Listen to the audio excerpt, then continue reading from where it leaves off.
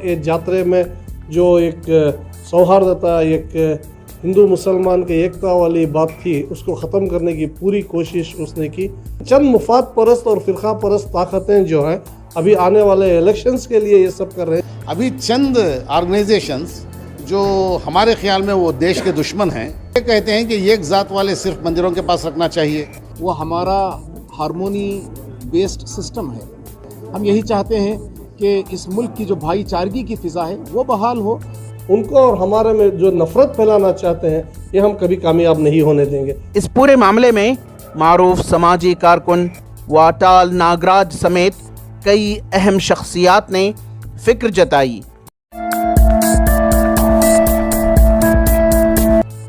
मुल्क हिंद सदियों से गंगा जमुनी तहजीब का गहवारा रहा है, जहां हिंदू मुस्लिम व तमामी मजहबों के दरमियान फ़िरका वाराना हम आहंगी व भाईचारा रहा है। दरगाहों में और उसके दौरान हिंदू ताजिरों की दुकानें और हिंदू जात्राओं में मुसलमानों की दुकानें हुआ करती थीं। लेकिन इन दिनों कर्नाटका के मुतअद्दिद अजला में देखा जा रहा है कि बजरंग दल की जानिब से मंदिरों के सालाना जात्रा के बाजारों में मुस्लिम ताजिरों पर पाबंदी आयद की गई है।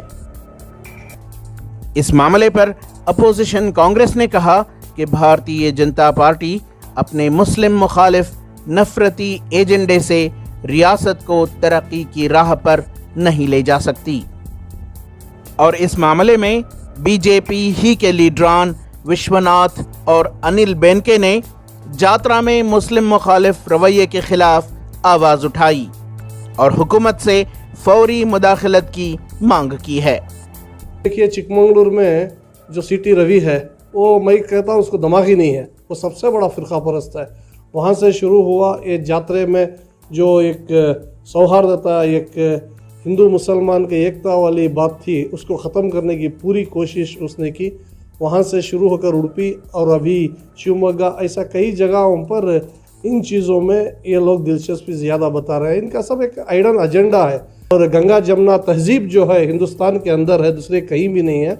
लेकिन चंद मुफाद परस्त और फ़िरका परस्त ताकतें जो हैं अभी आने वाले इलेक्शंस के लिए ये सब कर रहे हैं। जिस तरह से यूपी के अंदर इन्होंने किया, उसी तरह वही मॉडल रोल यहाँ पर इख्तियार कर कर फ़िरका परस्त ताकतों को ज़्यादा से ज़्यादा नफरत फैलाकर यहाँ पर वोट बैंक को डिवाइड कर कर ये जीतने की पूरी कोशिश इनकी है। उनको और हमारे में जो नफरत फैलाना चाहते हैं, ये हम कभी कामयाब नहीं होने देंगे। मंदिरों में होने वाले जात्रा में मुस्लिम ताजिरों की पाबंदी के मुताल्लिक मंदिर के इंतज़ामिया ने वाज़ह किया है कि जात्रा में लगाए गए मुस्लिम ताजिर मुखालिफ बैनर्स से इंतज़ामिया का कोई ताल्लुक़ नहीं है। इस पूरे मामले में मारूफ समाजी कारकुन वाटाल नागराज समेत कई अहम शख्सियात ने फिक्र जताई और सियासी मफाद के लिए हिंदुओं और मुसलमानों के दरमियान नफरत की दीवार खड़ी करने वाले फ़िरका परस्त ताकतों की सख्त मजम्मत की।